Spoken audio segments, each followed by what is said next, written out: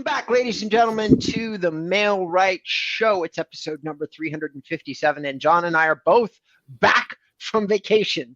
John has, well, that's not true. I'm back from vacation. John threw a major, huge event for another one of his projects, for another one of his businesses. Oh, no, that's next week. That's next week. Oh, yeah, I went to WordCamp USA, but that was almost 2 weeks. That's where I was going to. And you went off to Germany, didn't you? And I went off to Germany. I went off to Berlin. But we're excited to be back. And today what we're going to be talking about, or at least I'm excited to be back. I won't speak for the royal we this particular time around. I will say that Robert Newman is excited to be back on the Mail Right Show. And what I'm excited about today is, number one, I'm getting a lot of calls again, which is what inspired today's subject, because the calls have officially started to shift. And John has agreed that we should be talking about this stuff. And here's what we're going to talk about. We're going to talk about all the various parts of real estate that accelerate when the buy-sell market slows down. Yeah. All right? We're going to talk about that because there's lots of diamonds in the rough inside the real estate market. And I'm starting to get a lot of calls on them. Motley Fool, my investment company, is starting to email me a lot because, believe it or not, when the market gets uncertain, a lot of people, a lot of investors, a lot of people with money run to various parts of real estate to shelter some of their money, regardless of interest rates. So we're going to talk about that a little bit this show, with the thought that if any of this appeals to you, then you're going to do the digital marketing to go along with it. So before we get into that, before we dive deep and get all excited, John, why don't you explain to everybody who you are? And by the way, give us like a 30-second recap of WordCamp. Like, what is it? And did you have a good time? Sure. Yeah, sure. Thanks for that, Rob. So I'm the joint founder of Mail Right.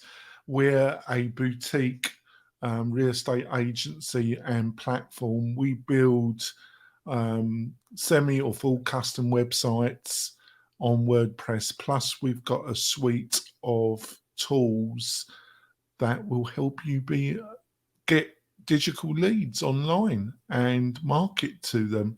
And we also provide a really great CRM system, a basic one, but a really easy one to utilize. And about WordCamp USA is where WordPress runs around now between 42 to 44% of all websites on the internet. It's a CRM, a content management system. It's what Rob uses in his own agency. It's what I utilize in mine. It's really flexible, really powerful.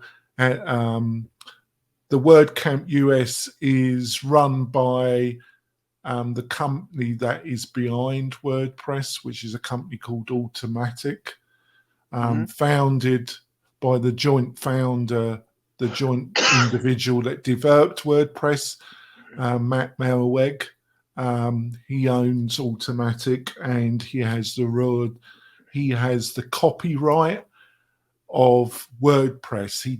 WordPress is open source, but Matt has the trademark and the legal right to utilize WordPress. The word and the logo, that's all in his name, but the actual software is open source and isn't owned by anybody. It's owned by a foundation. That foundation is also owned by Matt Melweg, but it is a non-profit organization. Got you. Well, thank you for the update. Did you learn what you wanted to learn? Experience what you wanted to experience? Well, it was a bit of a strange experience because of COVID.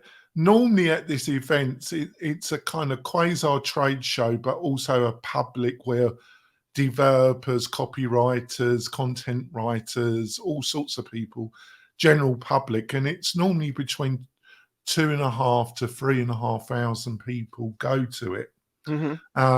It's not that expensive to actually go to the 2 to 3 days of the conference. It's about $40 because it's heavily sponsored.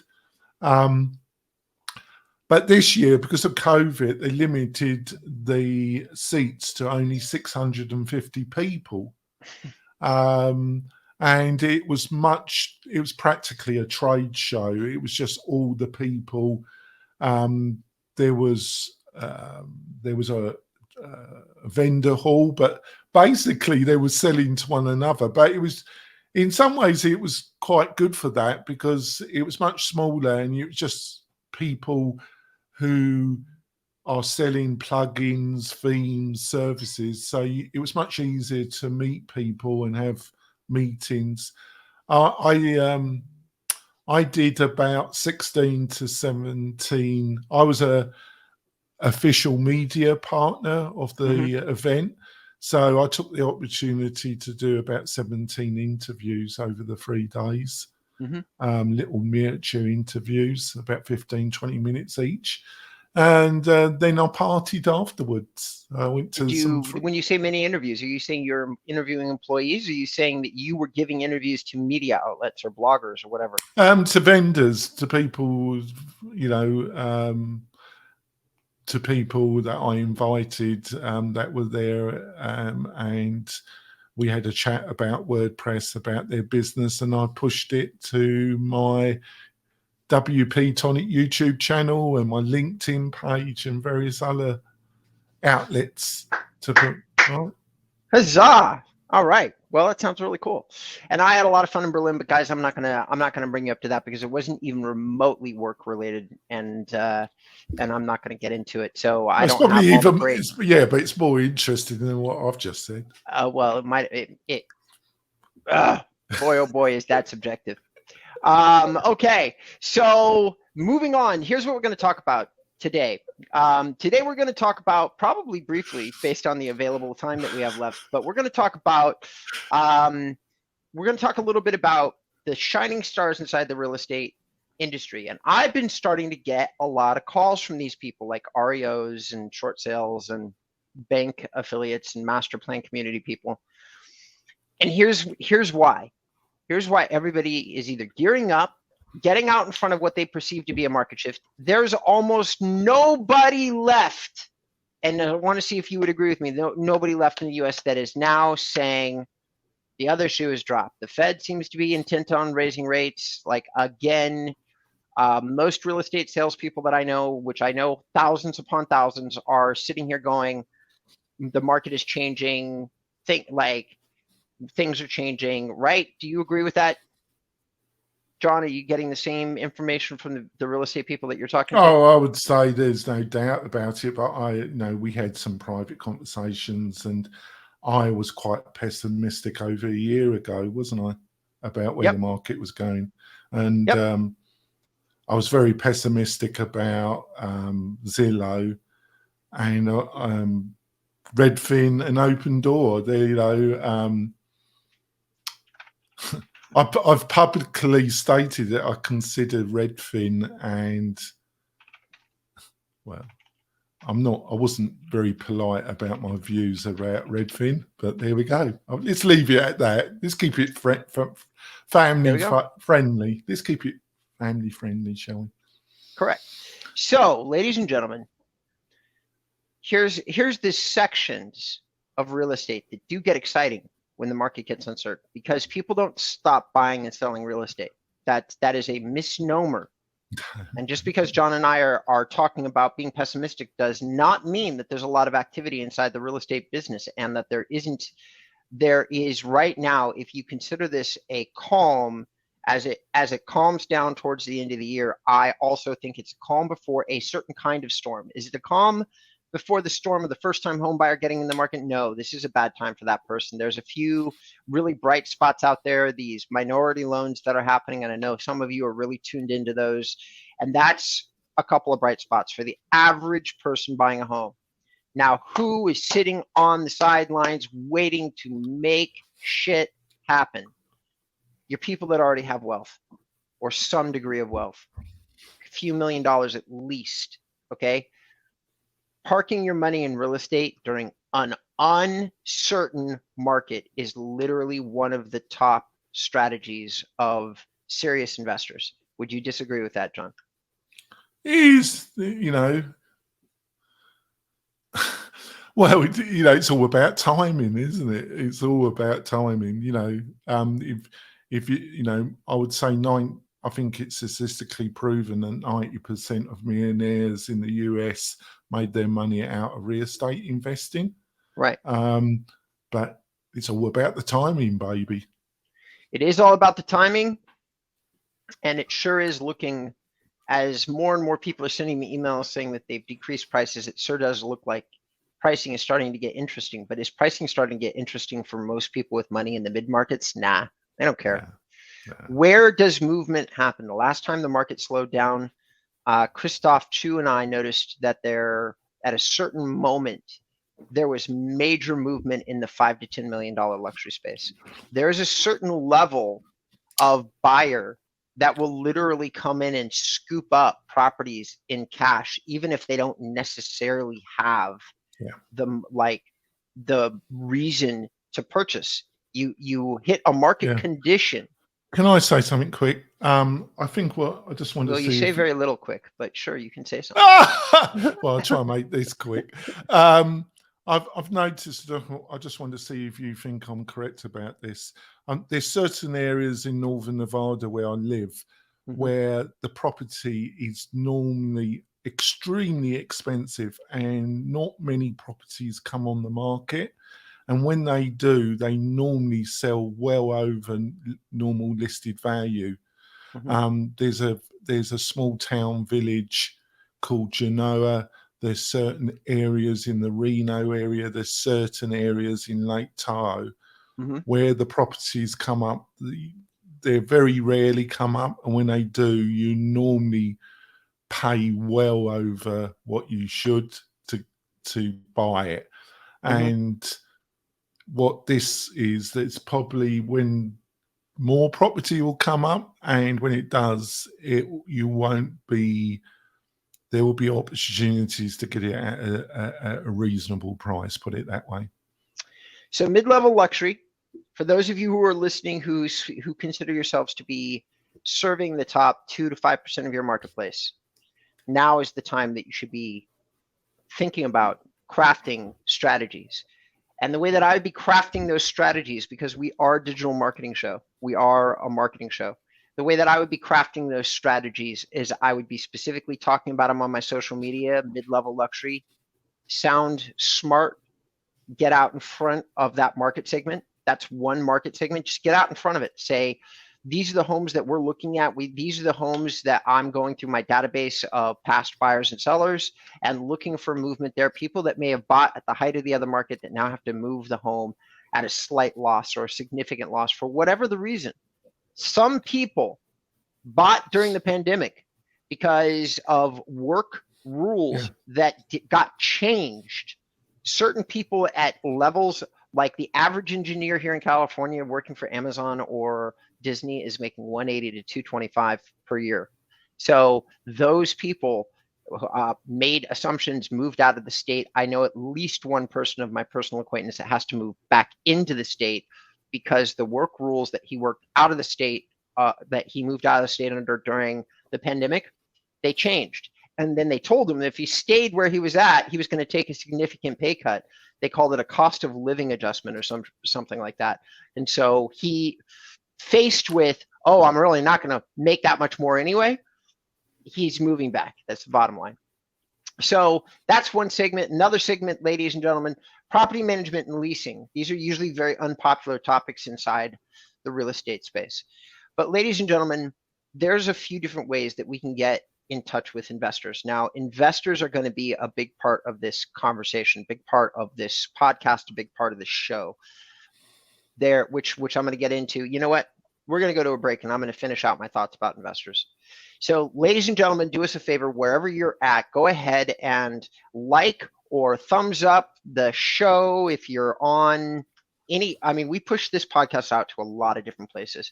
So if that place has the ability to comment, if you're finding us on Amazon and you can leave us a review, please do so. We'd greatly appreciate it. It means the world to me and John. Put our heart and soul into the show. And we'd love it if you give us a little bit of love back. We'll be right back. Stay tuned. Can you hear that in the background? Okay. 3, 2, 1.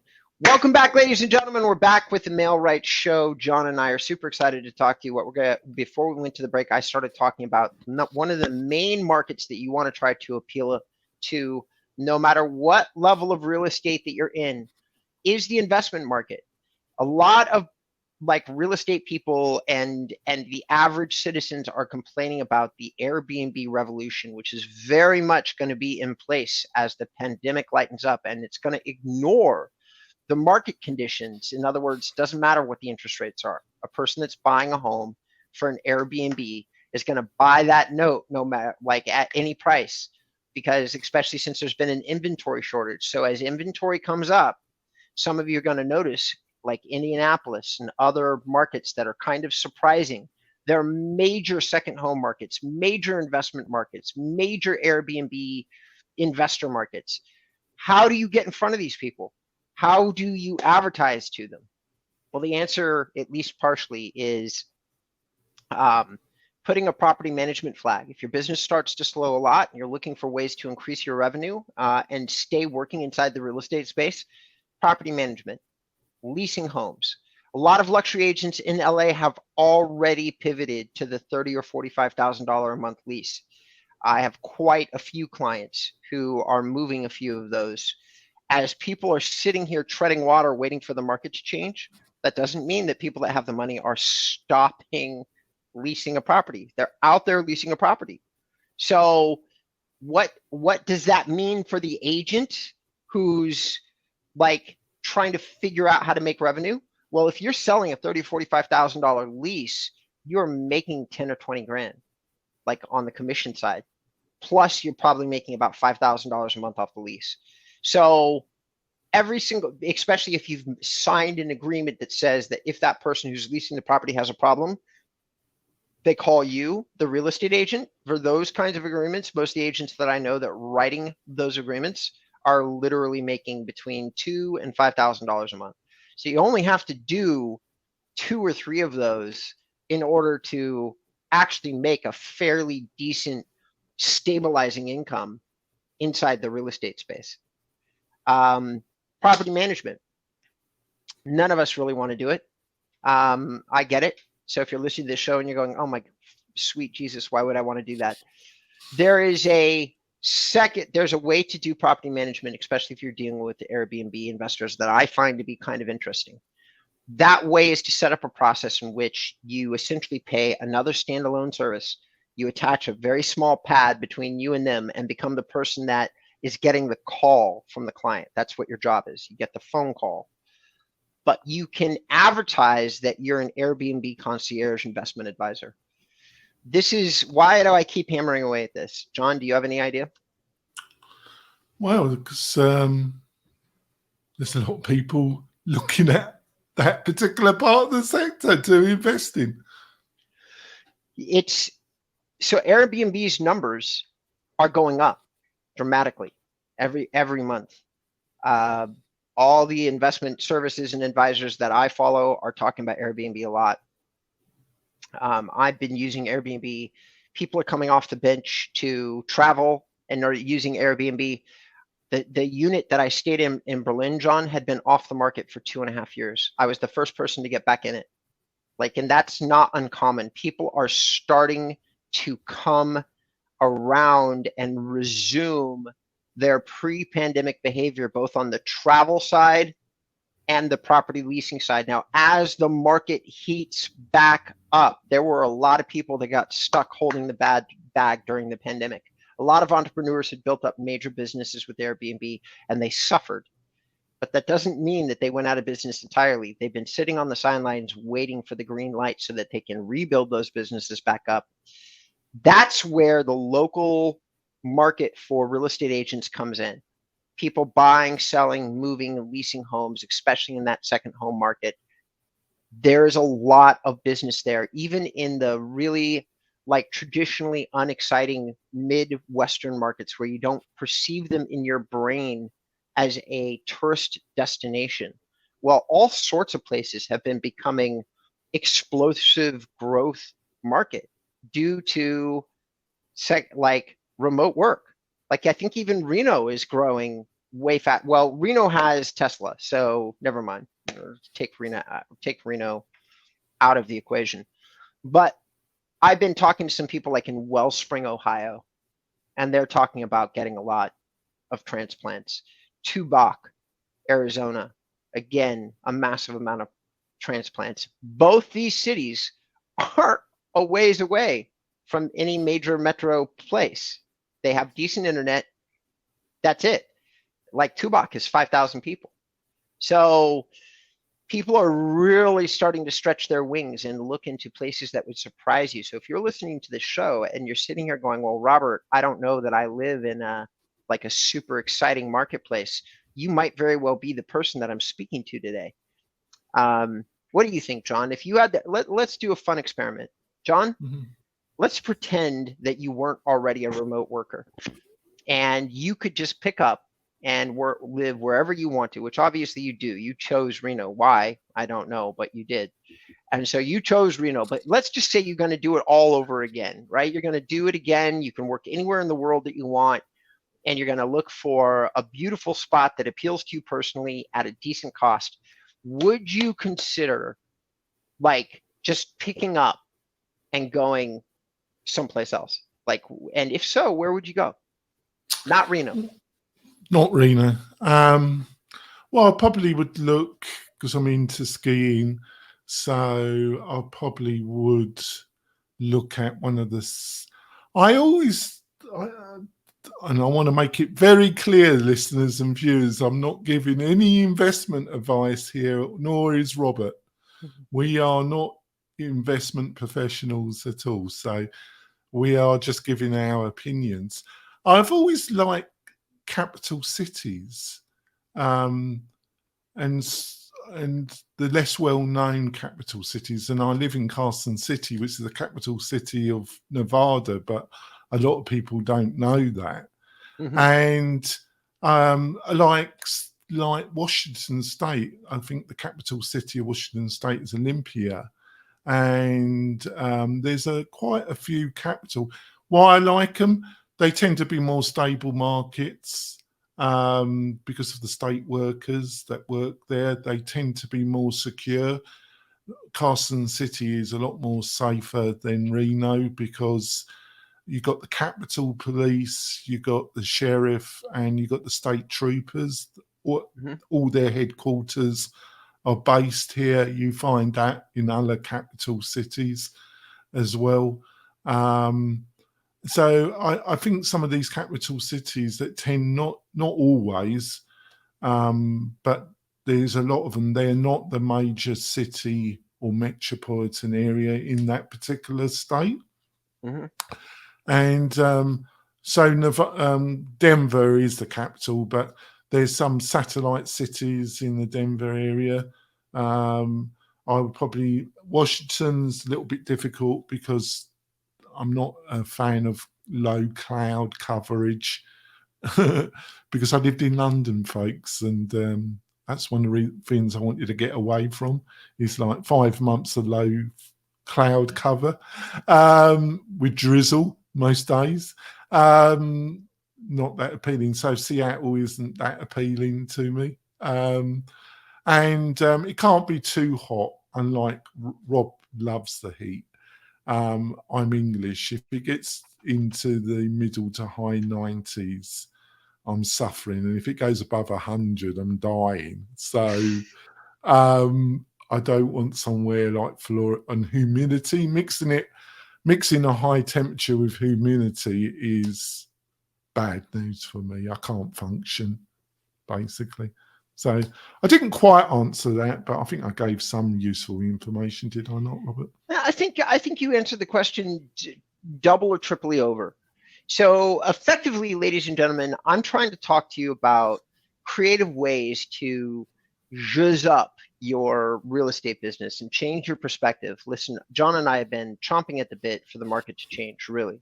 I've been chomping at the bit for the market to change because I can't buy a home in Southern California, and I would really like to. So at some point for me and many other people that I know, prices have to come down a bit and I'm not going to compromise and move into a condo. I'm not a big fan of sharing walls with anybody. So you have the guys and gals like me who've been waiting for a long time to potentially invest in a home, primary residence in a city that they love. But beyond that, what are the opportunities in the real estate business? And I think that some of the opportunities we've already discussed. Now, here's the opportunities that we all hate to love, but you love them, you should. The marketplace is coming to most mortgage companies are grinding to a screaming halt. So far in my database of customers, I've already had 3 previous mortgage brokers call me and basically say they're out of business. They're closing shop. Can't get refis. So usually with mortgage companies, 30, 40, 50% of your business. New home loans have slowed down too. So between all of those things, like you have to be a somewhat specialized mortgage company or a very big mortgage company in order to be writing a lot of mortgages.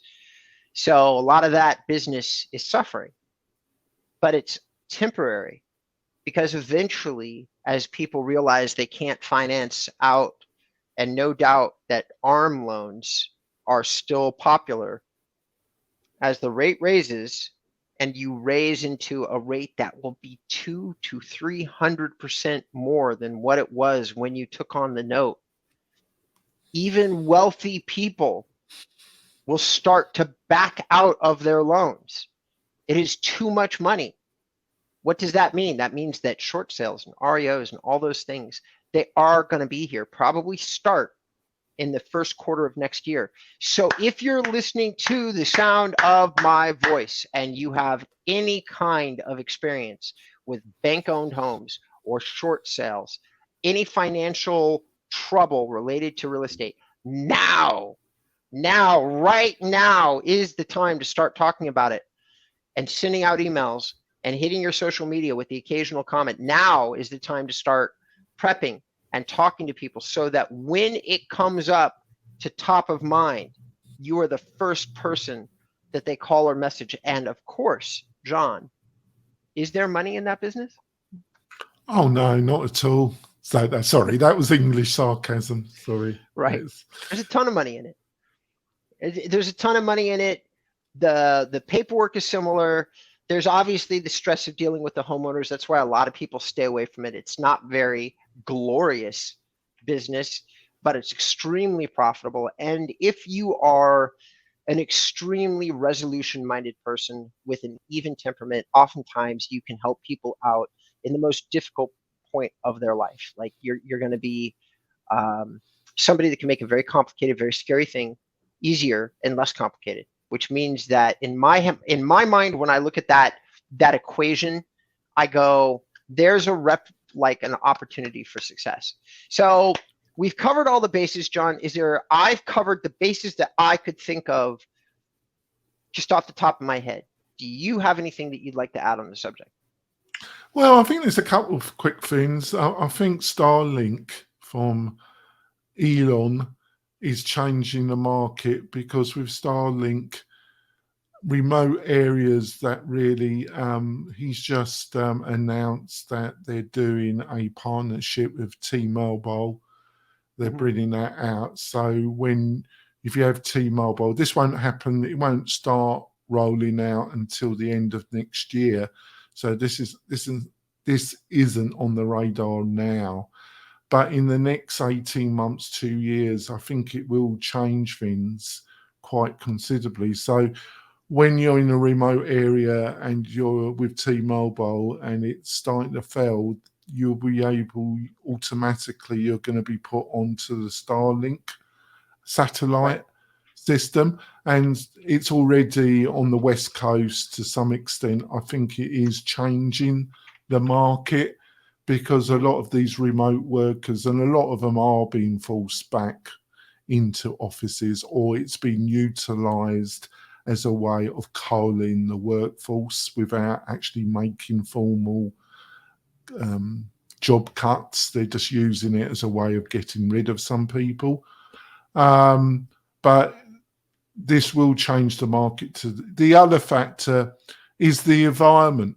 You know, that lovely house in Northern California or in the forest, you can't get insurance.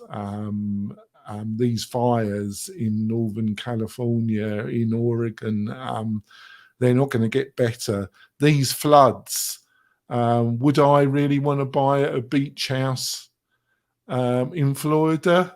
I personally probably would not want, or in Texas or any of the Gulf Coast states. Would I particularly want to buy? Probably not. But your appetite for risk might be higher. But you know, there's going to be a lot of opportunities out there, but there's going to be a lot of ways of losing money at the same time. It's just that, and if you can put yourself in front of the right people at the right time with the right services, you'll be okay. Well, that's tremendous insight from my podcast partner, John. And with that, we're going to wrap up the show. And if any of you would like to send in, here's what I'd love to do. If any of you are listening to the show, and John, I know that we talk about, for me personally, it's rare that I get feedback on the show. Well, I had a young lady call me. Oh, great. Her name was Tam, 23-year-old luxury real estate agent here in Southern California, who had somehow found the Mailright Show and literally called me cold based on just the show. Looked me up and then decided that she wanted to speak to me. And she had some interesting observations. So here's one of them, ladies and gentlemen. I'm very worried there. Well, it was just, she told me that I need to, the observations from me personally. She said, I don't let people know who I am enough. So I'm the founder of InboundREM, a 14-year veteran. You can find me at InboundREM.com. You can go to the contact form or the about page and learn more about me. John, if people would like to do the same for you, how would they go about that? It's really easy. Going to mail-right.com. You can book a free chat with me or my partner, Adam. We're more than happy to have a chat with you about any of your concerns about marketing. And it's totally free and it's not a hard sell. I'm totally happy, and so is Adam, to have a chat with you. And you come back in a year or 2 years, that's fine. Beautiful. So, ladies and gentlemen, my goodness, we really appreciate you joining us. And we hope we provided some value. If we didn't provide from that value, I was leading into find my website. Come, leave a comment somewhere. We will retort. We will respond. All right. With that, take us offline, sir.